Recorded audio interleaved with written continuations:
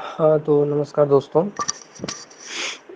इसमें इस लेक्चर में हम लोग इतिहास को पढ़ेंगे और इतिहास विषय जो है वो कॉम्पिटिटिव एग्ज़ाम के लिए हम लोग यहाँ पर मतलब स्टार्ट करेंगे। तो इतिहास को जैसे आप सब जानते हैं 3 हिस्सों में बांटा गया है, प्राचीन, मध्य और आधुनिक भारत का इतिहास।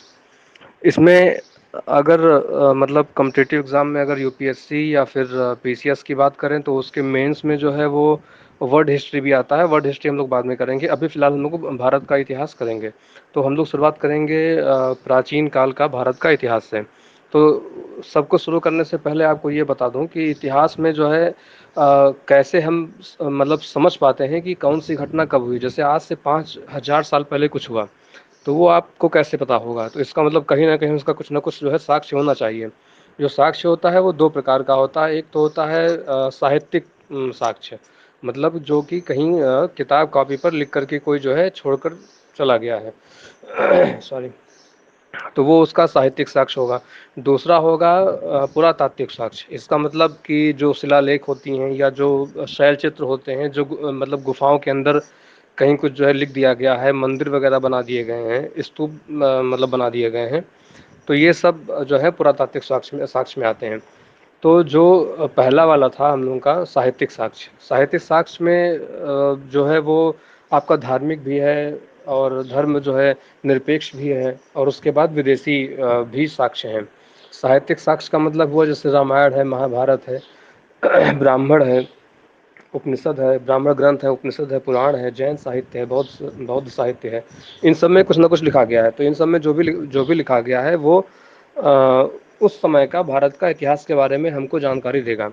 उसके बाद जो साहित्यिक साक्ष्य के अलावा जो दूसरा साक्ष्य है वो है धर्म निरपेक्ष साक्ष्य, जिसमें कई सारे ग्रंथ हैं। जैसे मुख्य एक आपका है कौटिल्य, मतलब जो चाणक्य हैं उनका अर्थशास्त्र है।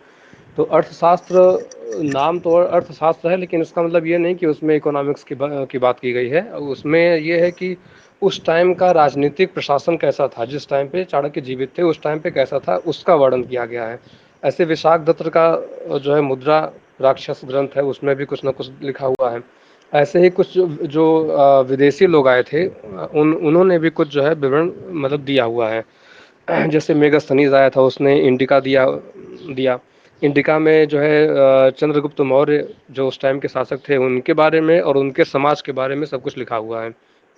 सब कुछ तो नहीं पता, मतलब मोटी मोटी इन्फॉर्मेशन आपको मिल जाएगी। उसके बाद फिर कई फाहियान हैं, भेनसांग हैं, ऐसे कई सारे लोग आए थे। अल बरूनी आया था जिसने किताब उल हिंद लिखी थी, उसने भी कुछ ना कुछ बारे में लिखा था। तो ये जो है ये सब साहित्यिक साक्ष्य हैं। दूसरा तरह का जो साक्ष्य है वो है पुरातात्विक साक्ष्य। पुरातात्विक साक्ष्य का मतलब ये है कि जो हमें कहीं कहीं से मिला हो, जैसे अभिलेख मिल गया हो। जैसे कई बार सुना होगा अशोक का अभिलेख है, उसके बाद जो है रुद्र दामन का जूनागढ़ अभिलेख है। ऐसे कई सारे अभिलेख हैं, मतलब मास्की है, गुर्जरा है, कालसी अभिलेख है, कई सारे अभिलेख मिले हुए हैं। सॉरी। दूसरा है सिक्के। तो सिक्के मतलब हर एक शासक के समय में एक खास बात रही है कि वो अपने सिक्के निकलवाते थे, और उन सिक्कों पे किसी न किसी की प्रतिमा होती थी, कुछ ना कुछ जो है लेख लिखा होता था। तो उस सिक्कों की धातु और उन सिक्कों पर क्या लेख लिखा हुआ है, इसके आधार पे हम जो है समझते हैं मतलब हम जो है जान पाते हैं कि वो सिक्के किस काल के हैं, और उनके बारे में हमको, उस काल के बारे में हमको जानकारी मिलती है। दूसरा तीसरा फिर है मूर्तियाँ, और फिर चौथा है बर्तन। बर्तन को हम लोग मृदभांड भी कहते हैं। मूर्तियाँ भी कई तरह की मिली हैं, जैसे बुद्ध की मूर्ति है, जैन की मूर्ति है, ऐसे कई सारी मूर्तियाँ हैं। हड़प्पा कालीन भी मूर्तियाँ मिली हुई हैं, बौद्ध कालीन मूर्तियाँ मिली हुई हैं। तो हर काल की मूर्तियों की कुछ अलग अलग विशेषताएं होते हैं, जिन विशेषताओं के आधार पे हम जान पाते हैं कि कौन सी मूर्ति किस काल की है और वो उस काल के बारे में क्या बताती है। चौथा जो है था वो था बर्तन, मतलब मृदभांड। मृदभांड एक बहुत ही ज़्यादा मतलब क्रूशियल, बहुत इंपॉर्टेंट चीज़ है, जिसके जरिए हम किसी भी काल के बारे में जो है जान पाते हैं। जैसे हड़प्पा कालीन बर्तन, हड़प्पा कालीन जो बर्तन है उनकी एक खास बात थी कि उनके ऊपरी हिस्से में लाल रंग की पॉलिश होती थी और जो है निचले हिस्से में चित्रकारी होती थी। तो जहाँ भी इस तरह के बर्तन देखेंगे हम लोग जो है समझ जाएंगे कि हाँ ये हड़प्पा कालीन बर्तन है। तो इन सारे स्रोतों से जो है प्राचीन इतिहास का निर्माण होता है। अब हर एक स्रोत की कुछ अपनी खास बातें हैं, कुछ एक कमियां हैं। जैसे जो आपका साहित्यिक साक्ष्य है, साहित्यिक साक्ष्य की जो है कुछ सीमाएं भी हैं। जैसे जो है सीमाएं क्या हैं कि जो है तथ्यों को हो सकता हो कि कुछ हमने जो है चेंज कर दिया उसमें, मतलब बढ़ा चढ़ा कर जो है प्रस्तुत कर दिया, किसी को अच्छा जो है मतलब दिखाने के लिए हमने उसको ज़्यादा अच्छा दिखा दिया, या किसी को ख़राब दिखाने के लिए तथ्यों को हमने जो है मतलब डिस्ट्रॉय कर दिया। दूसरा ये है कि जो धार्मिक आधार पे जो मतलब जो ग्रंथ लिखे गए हैं वो अपने धर्म के प्रचार पर बल देते हैं, तो उनसे इतिहास की प्रामाणिकता पर सवाल उठता है। अगर वो धर्म के बारे में बताएंगे तो इतिहास के बारे में कहाँ बताए वो, तो वो थोड़ा सा डाउट आता है कि क्या पता जो इतिहास ये बता रहे हैं वो सही है या नहीं। तो ये कुछ सीमाएं हैं। अब जो पुरातात्विक साक्ष्य हैं उनकी भी कुछ सीमाएं हैं। उनकी सीमाएं क्या हैं? उनकी मतलब ज़्यादातर तो उनकी अच्छी बातें हैं, पर सीमा ये है कि वो खंडित हो गए हैं, मतलब कई जगह से टूट गए हैं, तो हम या तो हम उनको पढ़ नहीं पा रहे हैं, या पढ़ पा रहे हैं तो आधा ही पढ़ पा रहे हैं, आधा उसका हिस्सा मतलब गायब हो चुका है, तो पूरी जानकारी नहीं मिल पा रही है। लेकिन इसके साथ जो है प्लस पॉइंट ये है कि इसमें कोई छेड़छाड़ नहीं कर सकता था, क्योंकि जो पुरातात्विक साक्ष्य हैं अगर वो एक बार लिख दिए गए तो फिर लिख दिए गए। इसमें अभिलेख जो पहला आता था, मतलब पुरातात्विक साक्ष्य में एक बार रिकॉल कर लीजिए, अभिलेख थे, सिक्के थे, मृदभांड थे और मूर्तियाँ थीं।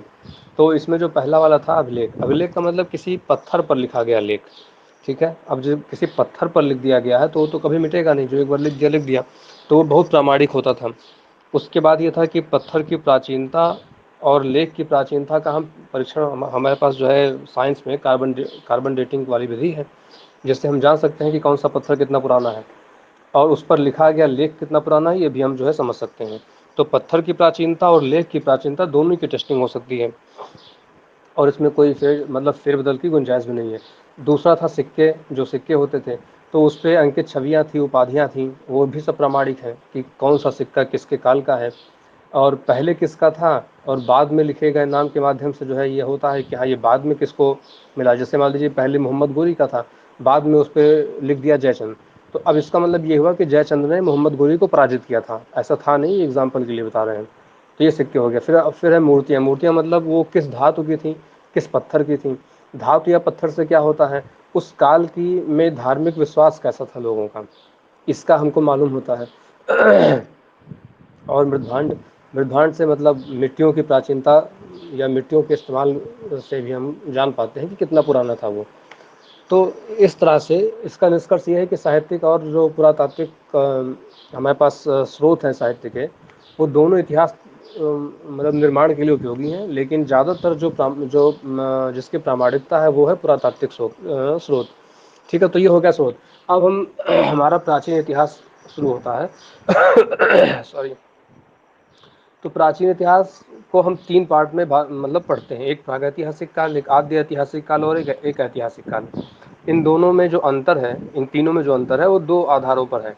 पहला आधार ये है कि इनकी समय सीमा के आधार पर है, और दूसरा अंतर ये है कि इसमें लिपि थी या नहीं थी उसके आधार पर है। तो अगर हम लिपि की बात करते हैं तो जो प्रागैतिहासिक काल है उसमें कोई लिपि नहीं थी, मतलब उस समय का मनुष्य इतना जानकार नहीं था या ऐसी खोज नहीं कर पाया था कि वो अपने समय को कहीं लिख दे जिससे हम बाद में आने वाली पीढ़ियां उसको पढ़ पाएँ, तो कोई लिपि नहीं थी। दूसरा था जो आद्य ऐतिहासिक काल है। आद्य ऐतिहासिक काल में मनुष्य थोड़ा सा होशियार हुआ, जागरूक हुआ, उसने क्या किया, उसने लिखा तो, लेकिन जो वो जिस लिपि में लिखा उसको हम पढ़ नहीं पाए। तो आद्य ऐतिहासिक काल में लिपि तो है पर उसको हम पढ़ नहीं पाए। तीसरा है ऐतिहासिक काल। ऐतिहासिक काल में क्या है कि लिपि भी है और उसको हमने पढ़ भी लिया है। तो ये लिपि और उसके पढ़ने के आधार पर हमने इतिहास को बांटा।